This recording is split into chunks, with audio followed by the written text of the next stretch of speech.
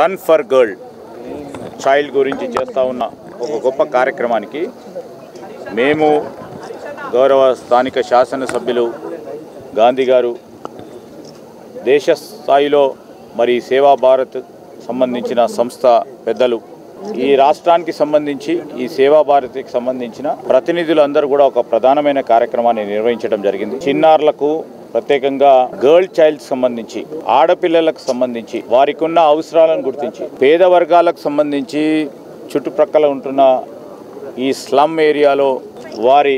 సంక్షేమాన్ని ఆలోచన చేస్తూ ఉన్న ఒక గొప్ప ప్రయత్నంలో ఈరోజు 5K, 10K, 21K మ్యారథాన్ రన్నింగ్ని నిర్వహించి ఒక సామాజిక బాధ్యతతో చేస్తూ ఉన్న కార్యక్రమానికి మేము పూర్తి స్థాయిలో ప్రోత్సాహం చేయాలనే ఉద్దేశంతో నేను మా శాసనసభ్యులు రావటం జరిగింది. మనందరికీ కూడా తెలుసు, మన అందరం కూడా మాట్లాడుతూ ఉంటాం. ఆడపిల్లల భవిష్యత్తు, ఆడపిల్లల సంరక్షణ, ఆడపిల్లల సంక్షేమం, ఆడపిల్లలకు సంబంధించిన విద్యా అవకాశాల గురించి అందరం మాట్లాడుతూ ఉంటాం, ప్రత్యేకమైన ప్రస్తావన చేస్తూ ఉంటాం. కానీ ఈరోజు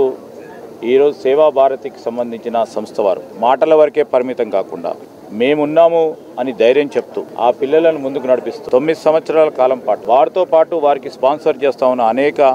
కార్పొరేట్ సంబంధించిన అధినేతలు కానీ దీంట్లో వేలాది మంది వాలంటీర్స్కి సంబంధించి ఒక ప్రక్కన సాఫ్ట్వేర్ ఉద్యోగం చేస్తూ ఇంకో ప్రక్కన వివిధ ప్రొఫెషన్స్లో వారు ఉద్యోగాలు చేస్తూ